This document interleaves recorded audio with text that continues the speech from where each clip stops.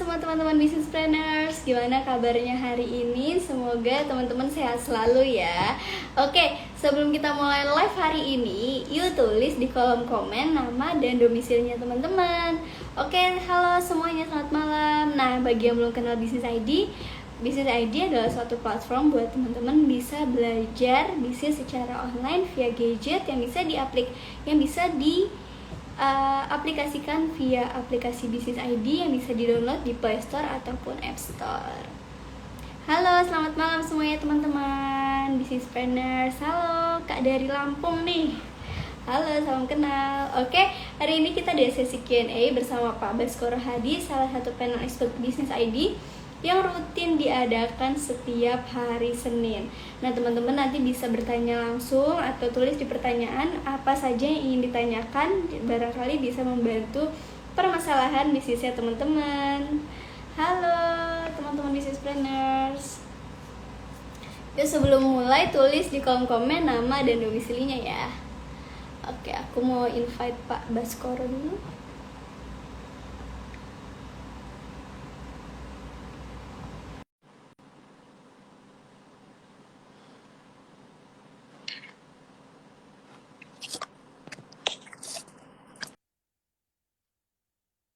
Assalamualaikum.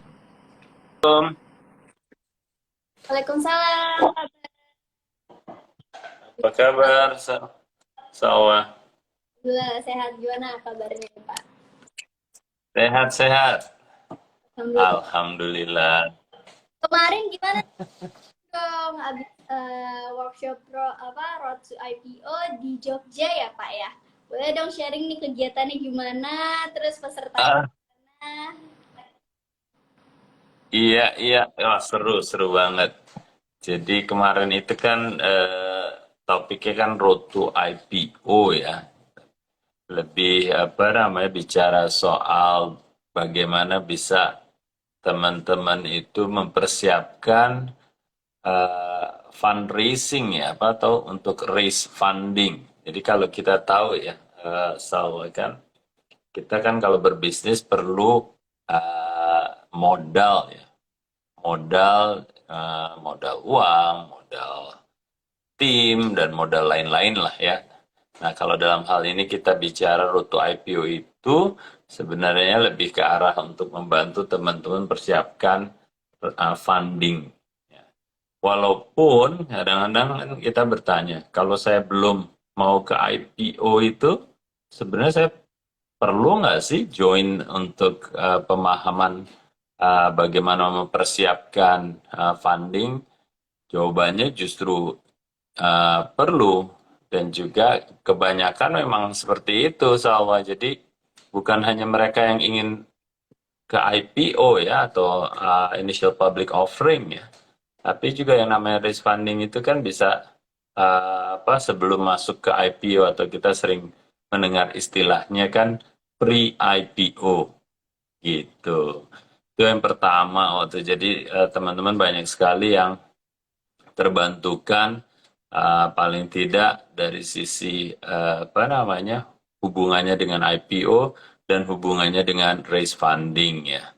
Terus yang kedua juga sebenarnya kalaupun tidak mau atau belum mau atau belum perlu ke IPO, toh juga kita kan dituntut untuk memiliki bisnis yang penuh dengan standar profesionalisme gitu. Apa itu ya? Sebagaimana layaknya bisnis lah. Kita kan perlu membangun tim, kita memerlukan strategi yang jelas, kita memerlukan planning yang berkelanjutan, kita perlu cost structure yang baik, kita perlu driving top line atau revenue, dan seterusnya. Jadi manfaatnya lebih dari hanya sekedar kalau kita ingin IPO. Benar-benar kita jadi terlatih untuk tahu bagaimana kita membangun bisnis kita secara profesional, mau itu IPO atau tidak. Jadi gitu, Salwa. Wah, keren ya. Jadi menarik banget nih ya, apalagi ketemu banyak entrepreneur lain ya, Pak. Ya dari usaha yang berbeda-beda ya, Pak. Jadi benar-benar sharing Iya, luas sekali nih. Wah, keren. mana? Iya. Ada kuliner, ada fashion, ada otomotif, ada apa lagi? Teknologi. Jadi benar, sama bermacam-macam industri ya ikutan di situ. Dan juga menariknya kita juga ada apa namanya sesi di hari ketiga atau di akhir base camp ya atau business camp ya itu diberi kesempatan semuanya untuk mempresentasikan pitching deck-nya ke real investor gitu. Oh, oke, jadi tempat uang juga nih buat teman-teman yang sedang cari investor langsung ya. Wah, keren. Iya, jadi benar-benar istilahnya digojlok ya. Ya, Kalau seandainya berhadapan dengan investor tuh kayak apa? Dan itu real. Jadi simulasinya real. Kalau ditanya ini dan ditanya itu, walaupun dalam 3 hari apa 2 hari awal itu memang sudah dikasih lah kisi-kisi tipsnya gini loh kalau membuat pitch deck-nya ya atau dokumen yang ingin dipresentasikan. Lalu juga apa namanya bagaimana nanti penekanannya untuk apa poin-poin tertentu yang diminati oleh calon investor. Jadi sekalian inilah belajar bagaimana public speaking, bagaimana tanda kutip jualan dan seterusnya juga. oke, ini ada join nih Pak Wijarnarko. Pak Oh, Wijarnarko, Pak Wijanarko. Nah, itu dia salah satunya yang kemarin muncul Pak Narko di situ. Dia membantu untuk teman-teman ya itu ya, Mas Narko kemarin apa namanya? Apa sih isinya pitch deck? Apa sih yang perlu dipresentasikan dan tips-tips yang sangat berharga tuh dari Mas Narko dan Mas Henry kemarin itu. Keren, keren dong ya. oke, siap, terima kasih Pak Bas sharingnya nih. Jadi, bikin teman yang mungkin belum pernah ikutan workshop ini jadi tertarik nih gimana sih ngerasain yang namanya workshop, ketemu orang baru, ilmu baru ya Pak. Oke, Iya, ini iya. kita langsung aja ke pembahasan yang tadi sempat ini catat topiknya yaitu peran dan tanggung jawab tim ya Pak. Iya, iya. Oke, mau Oke, kita buka aja. Kita mulai aja ya, Salma ya. ya Pak mohon maaf dari tadi nge-freeze videonya atau di saya aja ya? Di saya sih aman, Salma. Testing, testing. Mungkin teman yang lain bisa kasih jempol ada di Salwa atau ada di saya yang frozen ya. Oh udah Pak, udah bagus. Udah bagus. Tadi Pak Abbas Aman ya. udah aman. Oke, halo Kak Oh, Chandra. iya. Oh, Chandra ikutan juga. Alhamdulillah. Malam-malam Chandra. Oke, silakan Pak Bas, peran dan tanggung jawab tim. Boleh langsung di-sharing ya Pak. Boleh, boleh. Oke. Saya ingin menyapa lagi buat teman-teman apalagi yang baru masuk dalam beberapa menit terakhir ini. Assalamualaikum warahmatullahi wabarakatuh.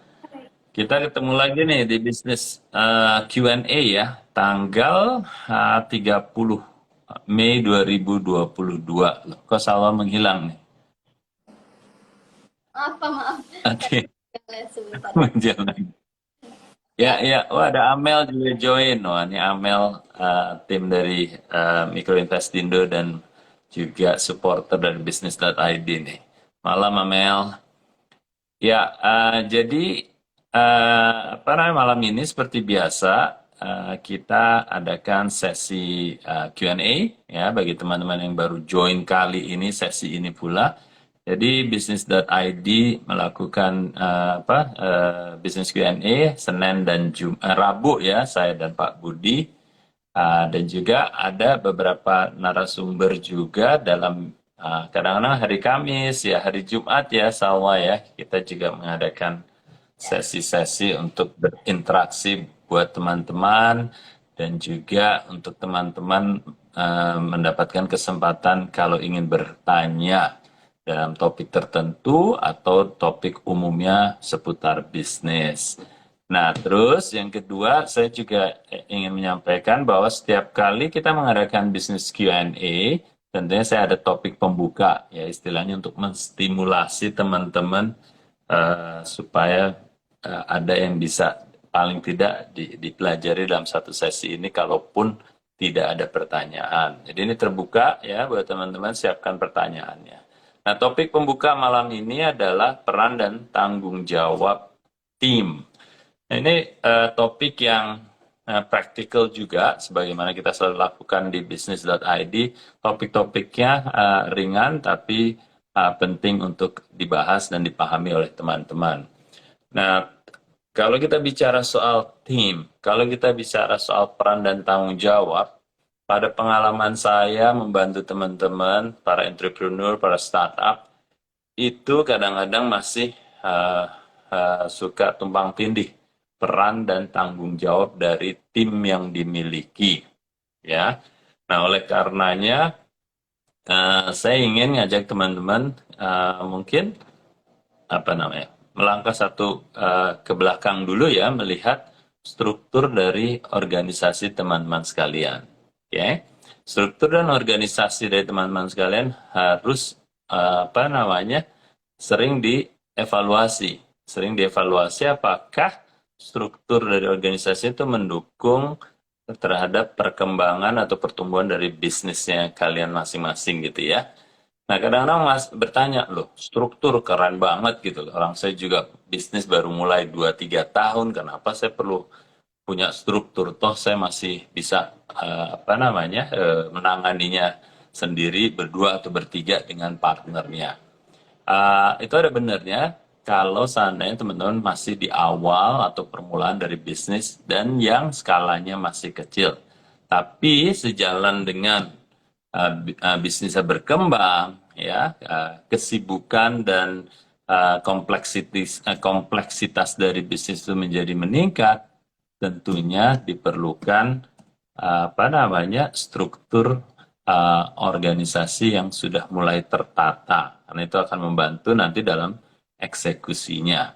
Oke, nah jadi poin pertama yang tadi saya sampaikan adalah organisasi strukturnya harus sering dievaluasi dan dibenahi sejalan dengan pertumbuhan dari bisnis teman-teman. Organisasi itu strukturnya ngebuatnya gimana sih? Kan pertanyaan selanjutnya sesederhana itu ya. Organisasi itu ya kita harus melihat dari bisnis kita dan utamanya mulailah dari bisnis proses kita. Ya, mulailah dari bisnis proses kita. Kalau kita seandainya sesederhana berjualan minuman kekinian, ya dilihat aja proses dari awalnya, mulai dari pengadaan, pembelian bahan baku, terus juga akhirnya siapa yang harus menyimpannya, di mana, terus juga akhirnya kalau udah sampai di tokonya, nanti siapa yang akan menjual di tokonya, proses di tokonya itu, sampai akhirnya ke tangan konsumen, dan seterusnya, dan seterusnya, dan seterusnya. Jadi kalau kita anggap sebuah bisnis itu adalah suatu perjalanan proses, tentunya nanti kalau itu sudah kita bisa catat, paling tidak kita mulai menyadari bahwa dalam perjalanan proses ini ada peran-peran tertentu yang harus dilakukan. Gitu ya, kayak tadi, siapa yang beli bahan baku? Berarti ada peran yang akan membeli bahan baku. Lalu siapa yang akan menyimpan bahan baku itu sebelum digunakan? Lalu kalau sudah disimpan, dan seterusnya, dan seterusnya. Berarti kan ada peran-peran dalam proses bisnis kita. Nah, itu kalau kita catat, tentunya nanti akan menghasilkan runutan peran-peran yang diperlukan dalam organisasi kita. Kita masih belum bicara soal timnya secara langsung ya, atau tanda kutip headcount-nya, atau jumlah orang yang akan ada di organisasi itu belum. Itu belum ya, saya masih bicara soal bisnis prosesnya, lalu juga peran yang diperlukan dalam bisnis proses itu tersebut. Ya, nanti jadi kalau udah ada seperti itu, akhirnya muncullah fungsi atau peran-peran yang dibutuhkan. Ada apa peta-petanya ya, kelihatan di situ. Nah, dari situ nanti akan jelas apa namanya uh, kebutuhan terhadap orangnya juga. Ya kadang-kadang kita bisa punya satu, dua, tiga peran yang bisa akhirnya dikepalai atau dijalani oleh satu orang. Gitu ya. Jadi akan jauh lebih enak kalau kita sudah punya peta dari peran itu, lalu baru mulai meletakkan atau menaruh atau mengassign peran-peran tersebut terhadap individu-individu yang ada di organisasi kita. Oke. Nah, kalau udah jelas seperti itu, berarti kan kita tadi sudah punya bisnis proses, kita punya peta peran, kita akhirnya punya orang-orang yang akan menjalani peran itu. Lebih jelas kan? Nah, kalau itu sudah jelas, akhirnya kita bisa punya apa namanya tim yang memiliki peran yang jelas. Oke, itu sangat penting ya teman-teman ya. Kalau kita punya organisasi, kita punya orang, orang itu harus tahu peran apa yang harus dijalaninya. Oke, nah makanya muncullah istilahnya kalau dia sudah tahu perannya, tentunya dia akan bertanggung jawab terhadap peran itu. Oleh karenanya topik malam ini peran dan tanggung jawab itu perlu jelas sekali dibuat sehingga tim kita tahu untuk menjalankan apa dan apa yang menjadi tanggung jawabnya dari masing-masing anggota dari organisasi tersebut. Itu ya. Nah, itu nanti biasanya kalau udah peran dan tanggung jawabnya jelas, muncullah yang namanya job description atau deskripsi tugas dari sebuah peran atau sebuah fungsi. Ini kembali saya harus garis bawahi betapa pentingnya job description sehingga pertama tidak ada tumpang tindih antara satu peran dengan peran yang lain, tidak ada tumpang tindih antara individu satu dengan individu dua. Jadi jelas semua mainnya di mana, tanggung jawabnya di mana. Sehingga nanti dalam saat evaluasi pun kita tidak gelap istilahnya. Kalau seorang tidak melakukan fungsi dan tanggung jawabnya, kita bisa punya apa namanya reward sistemnya jelas atau punishmentnya pun akan jelas. Ya, repotnya kan kadang-kadang sering terjadi gini ya, Salwa ya. Kalau seandainya ada fungsi yang apa namanya ada output yang tidak jelas atau tidak menghasilkan sesuatu yang kita harapkan, akhirnya kita mulai mikir, oh ini siapa nih yang bersalah, siapa yang bertanggung jawab, gitu ya. Nah itu akan sulit ya untuk melihat itu kalau kita tidak punya peran dan tanggung jawab terhadap tim itu jelas sekali gitu.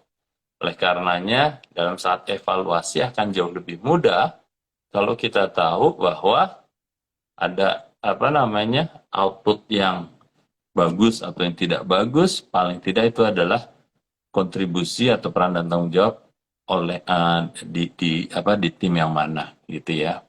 Nah ini sekali lagi sering terjadi. Jadi apa yang saya sampaikan di sini benar-benar berdasarkan pengalaman saya sendiri dan juga berdasarkan pengalaman dalam membantu teman-teman startup atau para entrepreneur sekalian gitu ya.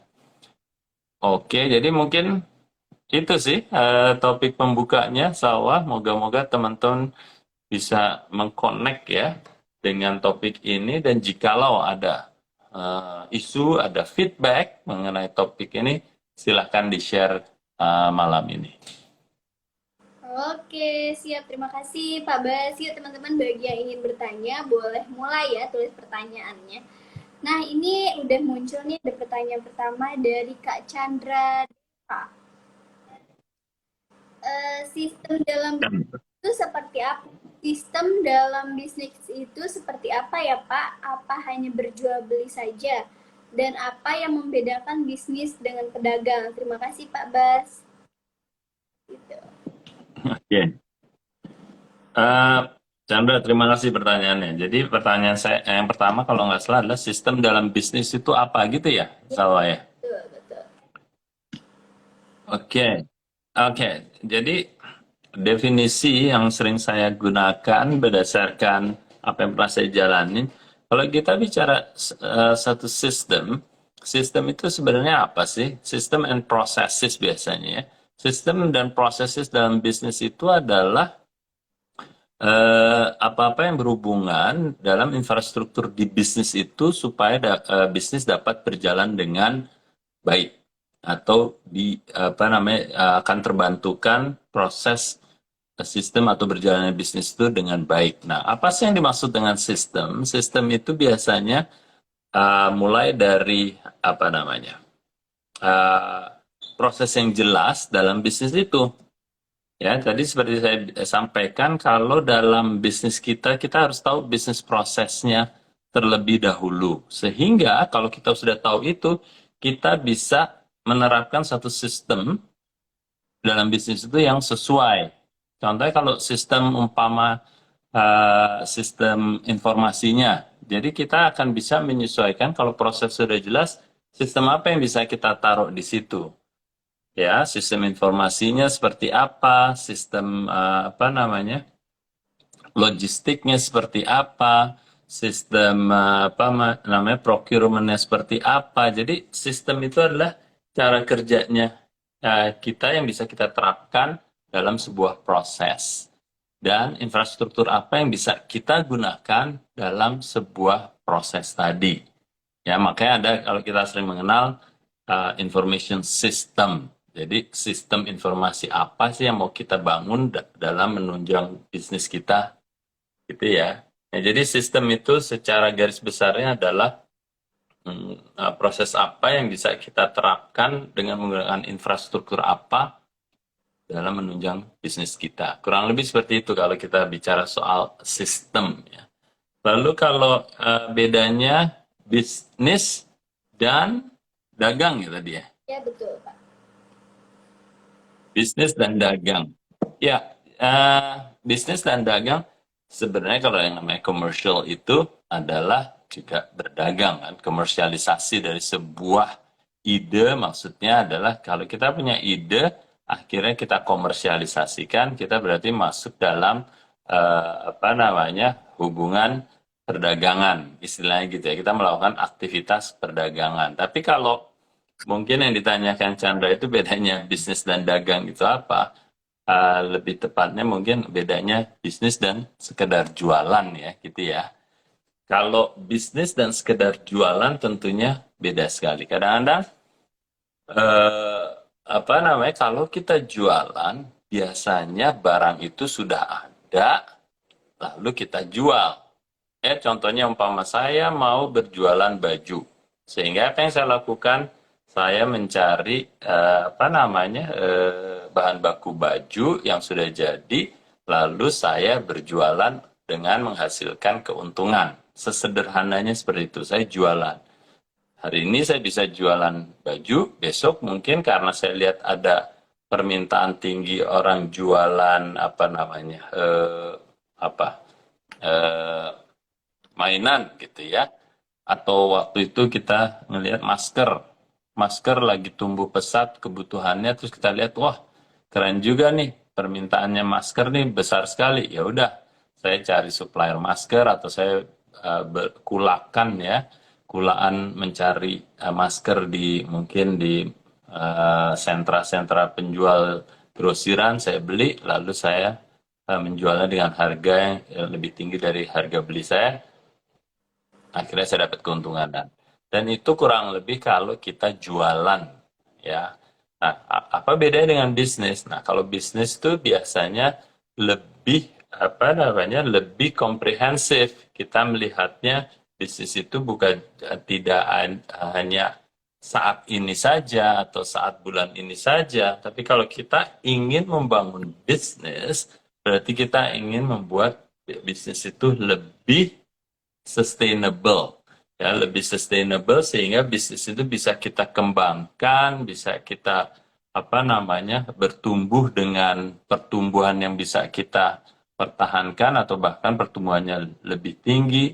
Nah, sehingga dengan tujuan itu kita harus membangun bisnis kita secara komprehensif.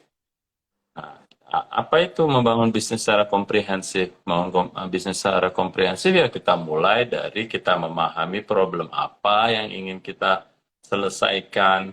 Lalu dari situ kita ingin lihat targetnya siapa yang ingin kita layani yang punya problem itu. Terus solusi dari problem itu apa? Kita harus desain. Ya, bisa jadi baju, bisa jadi bentuknya masker, bisa jadi bentuknya minuman, bisa jadi bentuknya makanan. Nah, jadi solusinya itu juga dipikirkan sejalan dengan apa namanya problem tadi dan siapa yang memiliki problem itu. Akhirnya terus berkembang yang akhirnya kita punya produk yang benar-benar menjawab problem daripada pasar itu, dan akhirnya kita berkembang terus dan berinovasi terus di bisnis tersebut ya. Jadi bedanya sekilas jualan ya, kalau saya bilang jualan ya barang sudah ada kita jual ya. Kalau kita berbisnis kita mulai dari beride, ideation, kita cari pangsa pasarnya, kita cari targetnya siapa, kita cari produknya yang tepat atau jasa yang tepat apa untuk problem itu, dan akhirnya kita mengembangkan dari situ terus. Gitu ya Chandra ya, semoga lebih menjelaskan dan mungkin untuk lebih membantu Chandra, uh, ambil aja itu apa nama e-course-nya SBM ya, SBM 7.0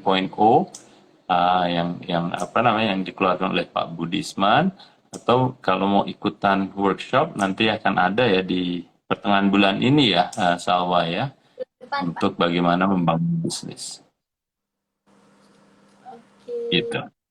Oke, terima kasih Kak Chandra. Ini lanjut dari Kak Agung. Kak Agung KRSM. Partner tim saya curiga Pak, harus gimana ya? Sorry, suara Salwa putus-putus. Oke, Maaf. Kak Agung, partner tim saya orangnya suka curiga. Nah, kira-kira saya harus gimana ya, Pak? Suka curiga. Oke, suka curiga. Oke. Jadi ini ya, dalam kita menjalankan bisnis, mau itu antar leader dengan subordinatnya ataupun antara pemilik bisnis dengan partnernya, siapapun itu harusnya memiliki sistem komunikasi yang baik. Oke, sistem komunikasi yang baik.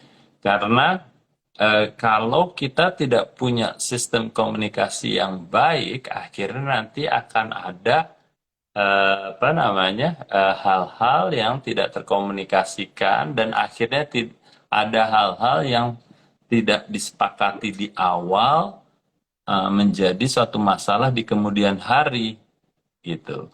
Oleh karenanya dalam suatu organisasi atau dalam suatu bisnis kita harus sangat-sangat jelas dengan plan kita ya. Bahkan sebelum kita jelas dengan plan kita, kalau kita bicara dengan partner, kita harus jelas di awal itu sebenarnya purpose atau niat kita membangun bisnis itu apa.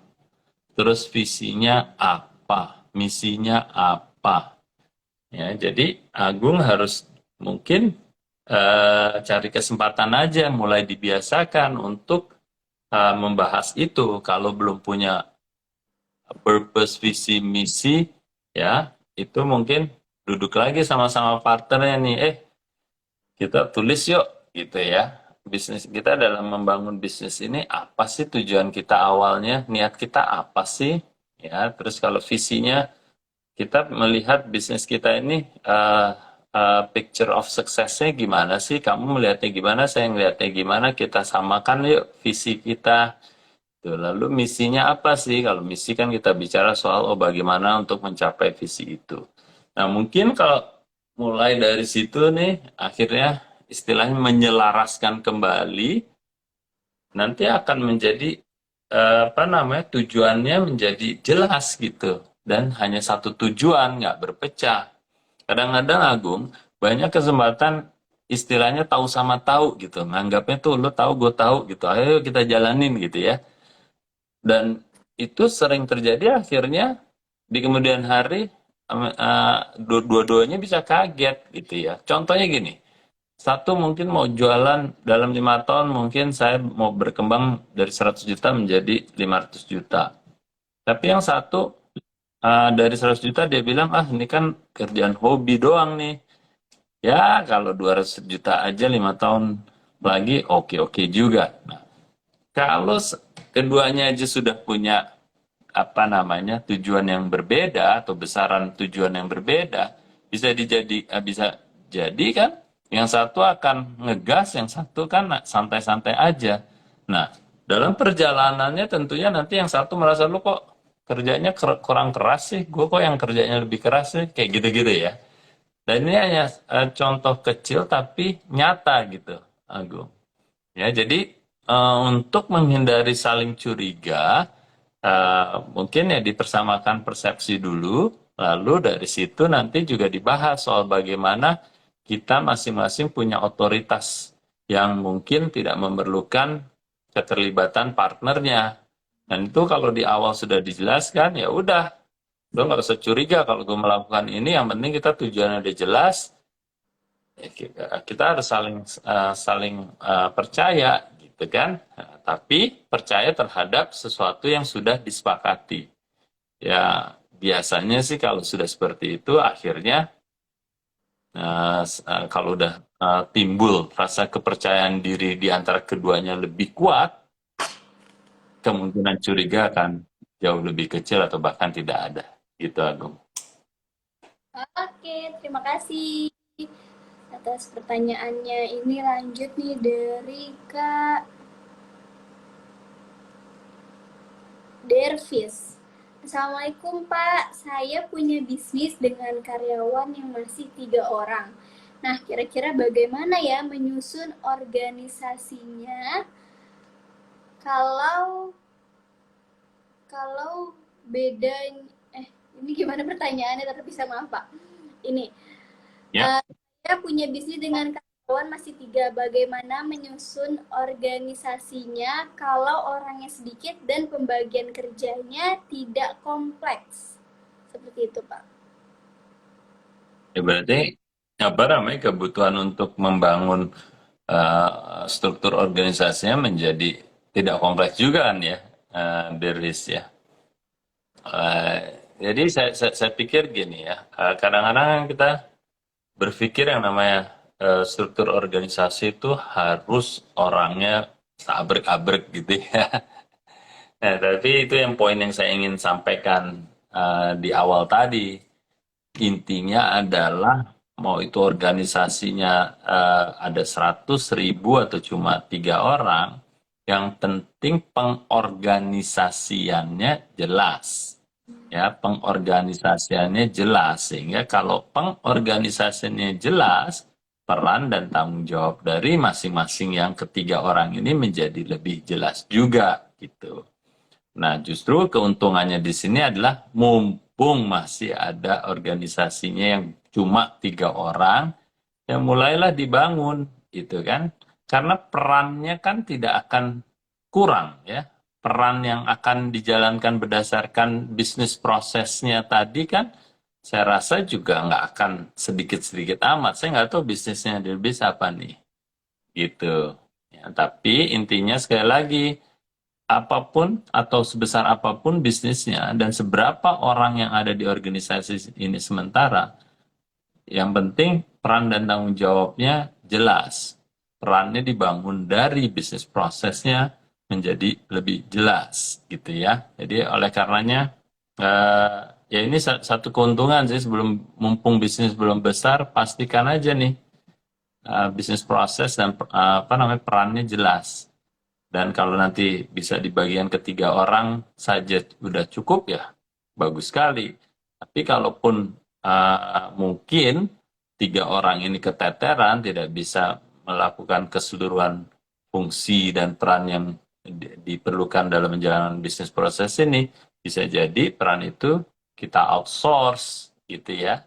Kita cari orang luar, orang lepasan gitu umpamanya ya. Orang cabutan lah istilahnya kalau kita dulu main bola ya. Kalau tim kita nggak cukup, wah kita tetap perlu peran penyerang nih atau perlu peran back nih. Ya udahlah kita cari orang cabutan gitu kan. Nah, prinsipnya sama. Jadi seberapa besarnya bisnis kita atau seberapa kecilnya, kita tetap perlu jelas peran dan tanggung jawab dari tim yang ada di organisasi ini. Oke, terima kasih. Ini ada pertanyaan. Workshop SBM-nya ada jadwal kota lain nggak ya selain Jakarta? Halo Kak Ayu, mungkin saya bantu infoin dulu ya Pak Bas ya. Silakan. Kak Ayu untuk saat ini yang terdekat adalah SBM workshop di bulan Juni besok, Juni depan. Nah, posisinya untuk saat ini baru ada di Jakarta. Nanti kalau misalnya ada di luar kota, boleh saya infoin ya. Mungkin bisa klik yang ada di bio untuk tanya-tanya perihal jadwal workshop bisnis ID. Terima kasih Kak Ayu.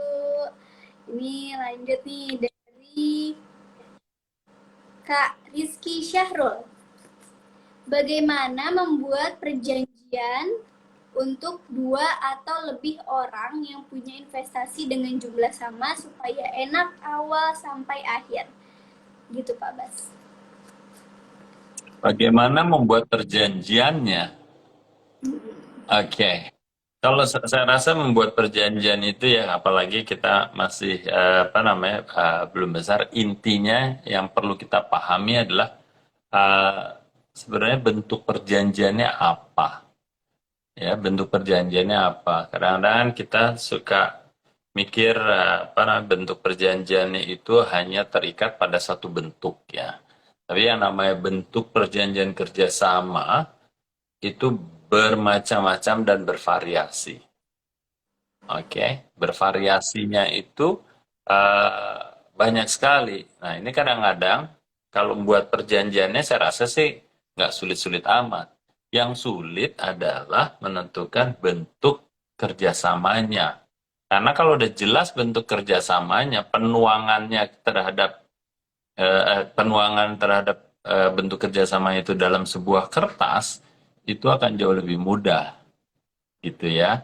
Contoh, umpamanya saya bekerja sama dengan Salwa. Apakah kerjasamanya ini dalam bentuk bagi hasilkah? Ataukah kerjasamanya dalam bentuk franchise kah? Atau kerjasamanya hanya kayak sistem investasi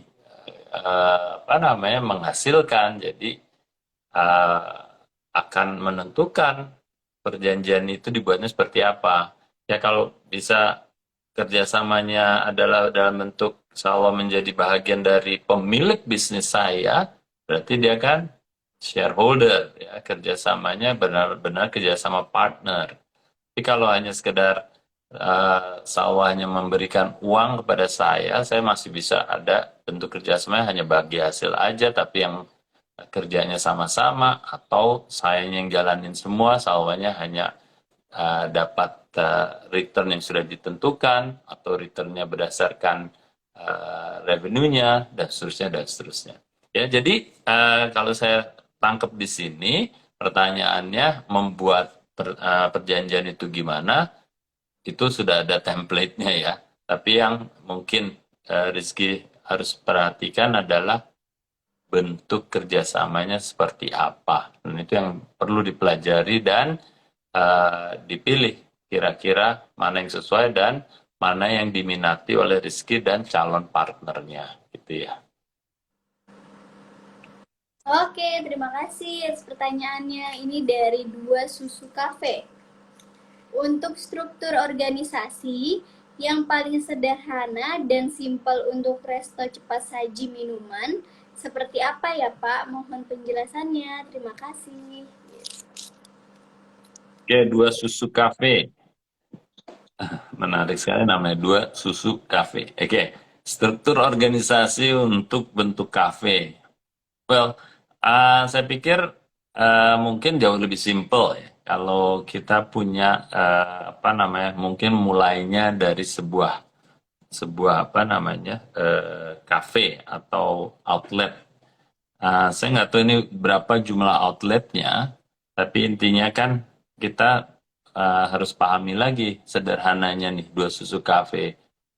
Bisnis prosesnya seperti apa, ya. Bisnis prosesnya apa nih? Siapa apa namanya yang bagian membeli bahan baku susu dan teman-temannya siapa? Berarti ada fungsi orang yang membeli bahan baku, ya gitu ya. Terus ada juga peran yang memerlukan apa membeli apa menyiapkan tokonya, outletnya kalau seandainya ingin berkembang. Jadi ada orang yang punya peran untuk mencari titik lokasi, akhirnya ketemu titik lokasi, mungkin ada peran lagi yang membangun lokasi itu sebelum si.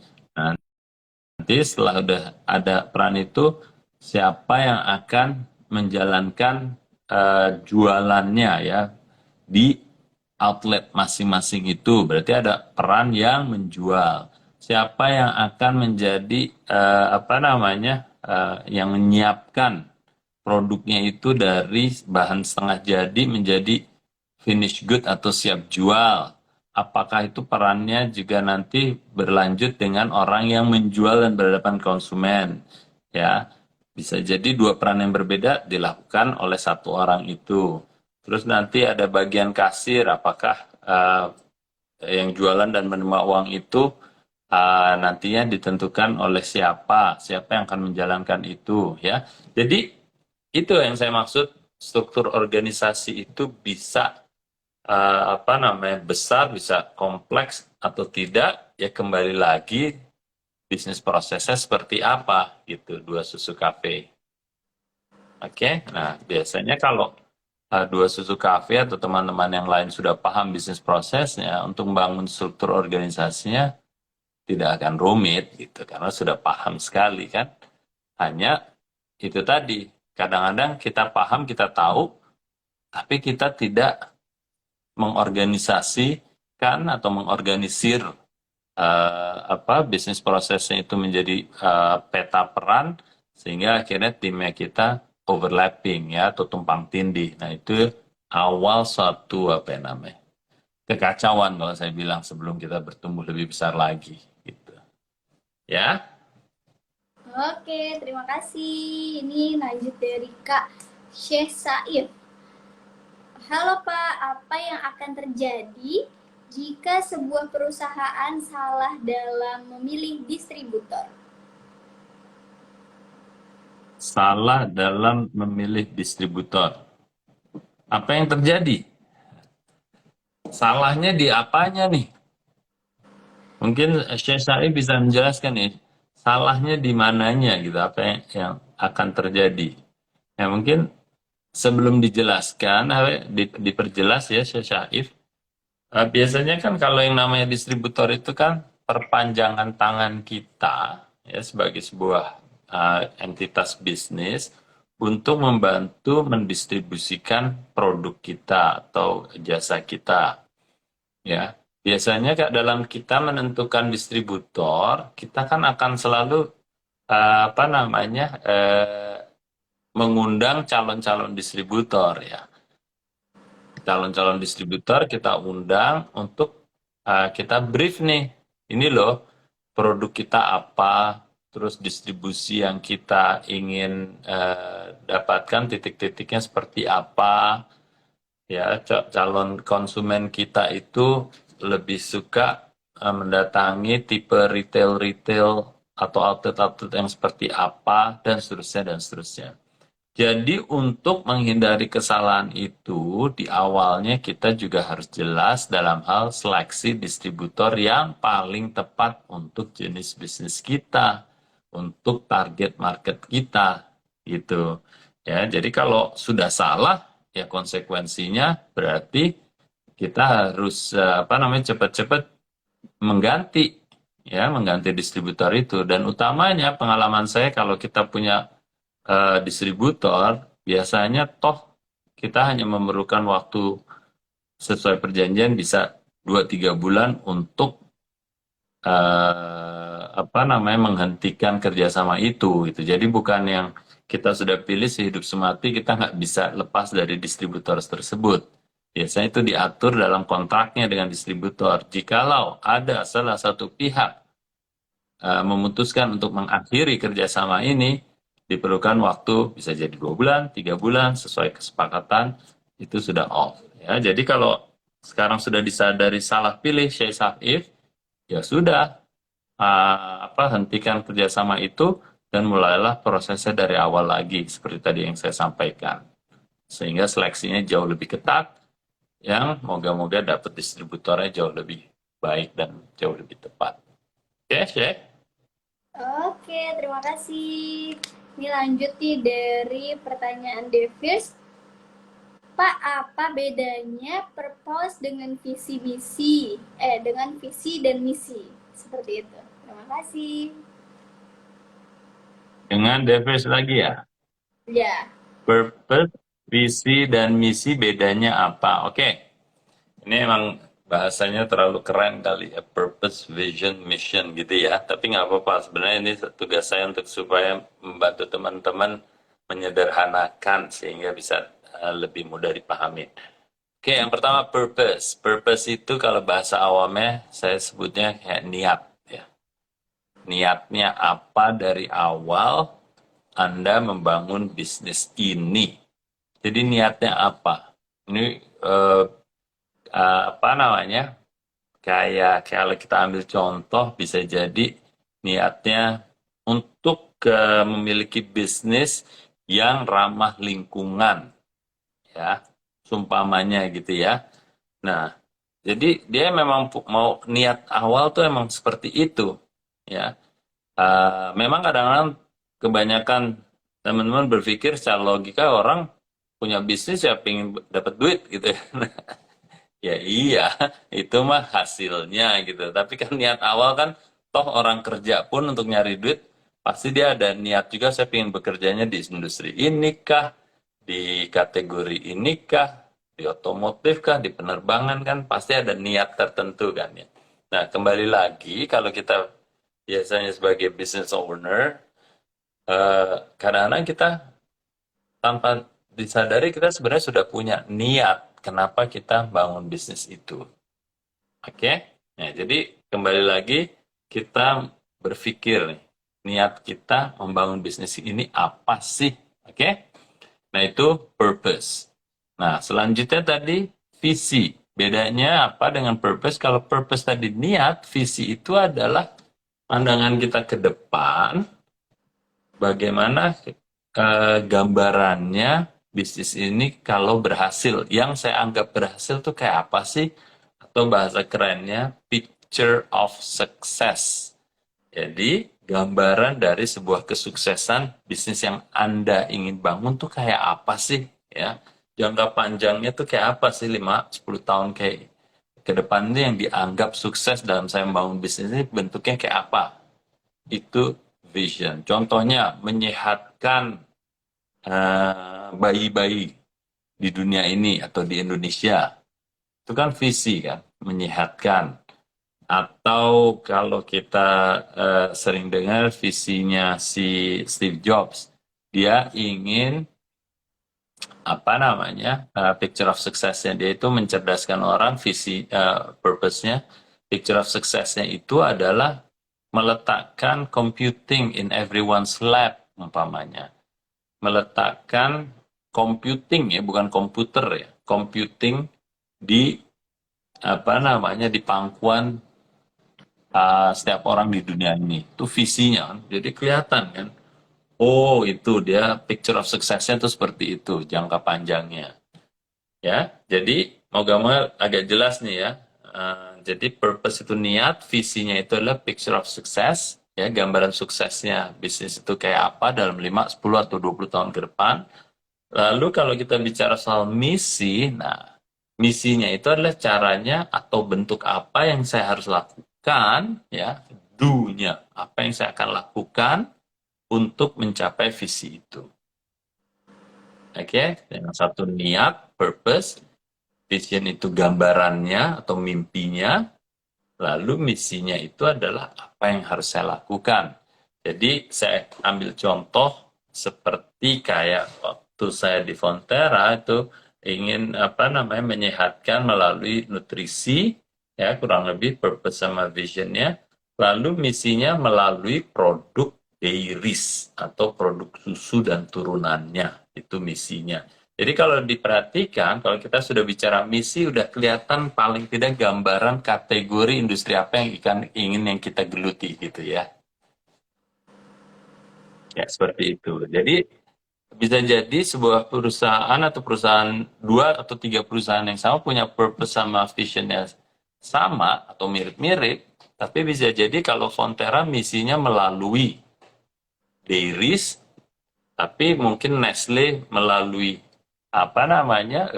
food and beverage, ya. Kalau si Kraft bisa jadi dia hanya melalui food saja misinya. Oke, jadi misinya itu bagaimana, apa yang harus kita lakukan, dan biasanya sudah mulai kelihatan kategori atau industri yang ingin digeluti. Gitu. Moga-moga jelas ya. Oke, terima kasih. Ini lanjut nih dari Kak Ayu Windy. Izin bertanya, di tim saya merasa kurang greget nih dalam mencapai goals karena kita belum punya reward untuk tim yang jelas. Untuk membuat target ke tim dan reward dari pencapai kepotong kepotong ya Kak. Iya. Pertanyaannya Kak Ayu Widya.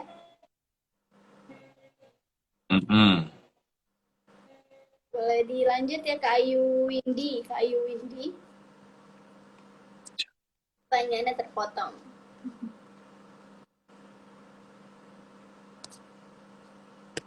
Oke. Oke, bisa dia lanjut ya Kak Ayu Windy nih, kayaknya terputus nih pertanyaannya. Reward dan pencapa. Jadi pertanyaannya belum ketahuan. Dari pencapaian mungkin ya. Pertanyaannya belum ketahuan nih apa nih. Terima kasih Pak Bas dari Kak Devies tadi. Mau ditunggu dulu atau gimana, Salwa? Pertanyaannya Ayu? Belum muncul, mungkin kita skip. Oh iya, bagaimana membuat target dan rewards untuk tim yang benar, seperti itu. Oke. Ya, Ayu ini pertanyaannya bagus ya. Jadi seputar tim ini, bagaimana membuat target sama reward sistemnya. Oke.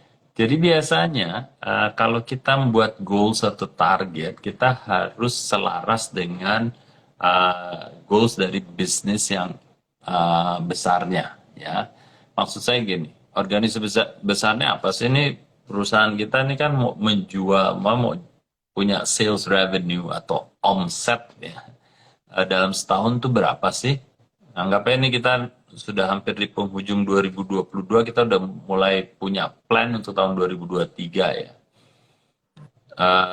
Mungkin kita kan sudah pernah mencanangkan sebelum-sebelumnya, oh kita dalam memasuki tahun 2021 dan 2022 dan 2023, kita akan jualan mungkin 100, 200, 300 juta di masing-masing tahun, umpamanya gitu ya.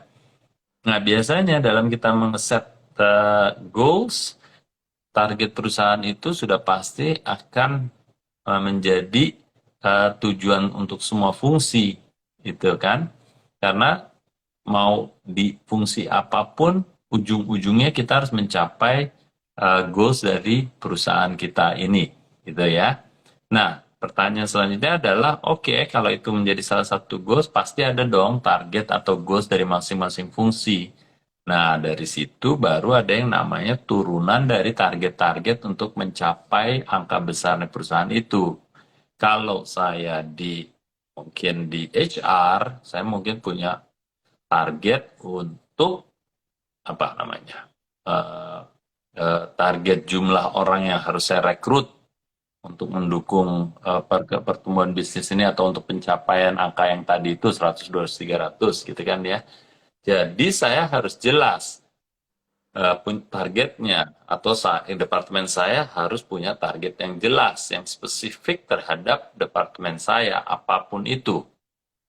Ya, jadi biasanya kalau saya dulu di organisasi multinasional pun kita punya 5 target utama atau 5 KPI yang harus kita capai dengan matriksnya yang jelas.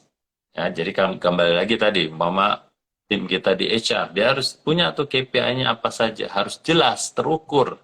Sehingga nanti kita dalam hal memberi reward ataupun punishment, itu jelas nantinya. Pokoknya yang perlu dicapai adalah area ini. Matriksnya jelas ya. Umpama merekrut orang harus 100, ya tulisnya 100. Kalau dia harus melakukan training sebanyak 10 kali atau mendapatkan trainer sehingga program training yang 10 kali dalam setahun itu tercapai, ya itu harus tertulis. Trainingnya jelas, areanya, matriksnya juga jelas gitu ya. Nah, itu kalau kita bicara HR saja. Lalu yang lainnya juga sama, marketing, sales, ya, bagian procurement dan seterusnya. Mereka harus punya target yang jelas, areanya dan matriksnya. Sehingga rewardnya pun akan bisa disesuaikan dan